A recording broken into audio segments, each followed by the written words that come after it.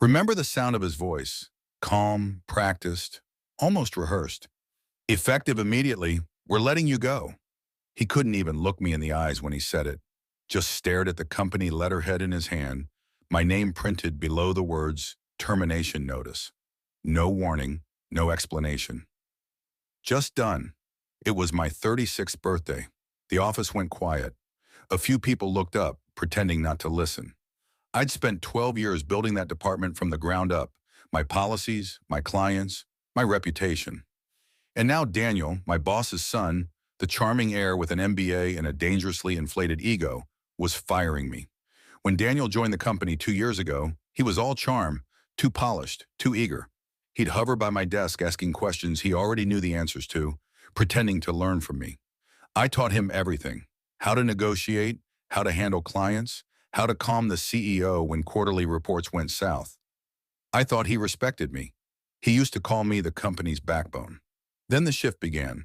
Meetings I wasn't invited to, reports disappearing, clients reassigned without explanation. He'd smirk when I asked questions. I told myself not to overthink it. Until one night, I saw his car parked outside the restaurant where our CEO, his father, was meeting investors. Daniel was inside, showing my presentation, my data, my work, my words. That was the night betrayal became real. A week later, I found an internal memo left in the printer tray, maybe by accident. It read, Transition Plan Phase 3, Replace Operations, Head Carter with Daniel. I stared until the letters blurred. My replacement, by the man I trained. Still, I said nothing. Emotion is a weapon easily turned against you in that world. So I smiled through every meeting, every fake compliment, every thanks for the mentorship. He thought I was blind. He mistook silence for surrender. He was wrong. Step 1, copy everything: contracts, client lists, internal reports, years of intellectual property I created and they took credit for. I sent them to my personal drive, encrypted and timestamped. Step 2, contacts. There was one client Daniel couldn't touch, our biggest logistics partner. I'd helped them recover from near collapse 5 years earlier. Their loyalty was personal. I asked for a private meeting, calmly told them I'd be leaving soon, but I'd make sure their contracts stayed safe if they came with me when I launched my own firm. They agreed, and they weren't the only ones. Step 3, timing. Revenge only works if it stays quiet until it explodes. So when Daniel fired me that morning, I didn't flinch. My resignation letter was already dated the same day. He just got to it first. I smiled before leaving. He thought it was defeat. 4 hours later, my husband took me to dinner. Forget them, he said. You deserve better.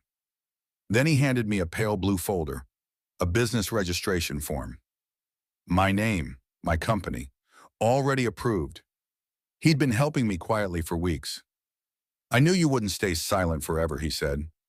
I didn't tell him how far I'd already gone. That night we toasted to freedom. I turned off my phone. When I turned it back on, there were 119 missed calls, all from the office. It was unraveling faster than I expected. The logistics client had withdrawn from their contract, taking half the company's revenue stream with them. 2 more clients followed within hours, citing ethical concerns. All 3 signed with my new firm by the end of the week. The files I'd kept, proof of Daniel's misuse of my work, somehow ended up in the CEO's inbox. Not from me, of course.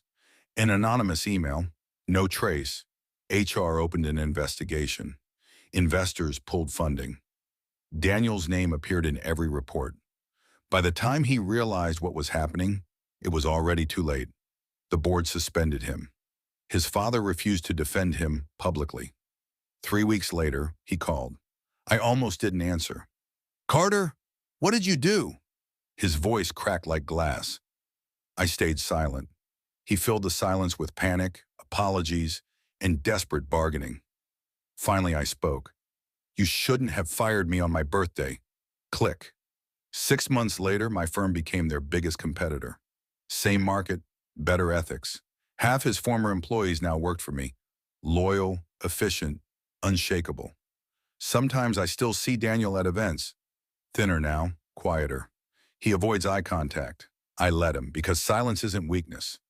It's the sound of power waiting. I didn't ruin his career.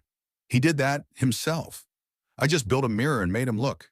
So yes, my boss's son fired me on my 36th birthday. I walked away without a word. But when my husband handed me that blue folder, the game began. And 4 hours later, when those 119 missed calls came flooding in, I didn't answer a single one. Some victories are best enjoyed in silence.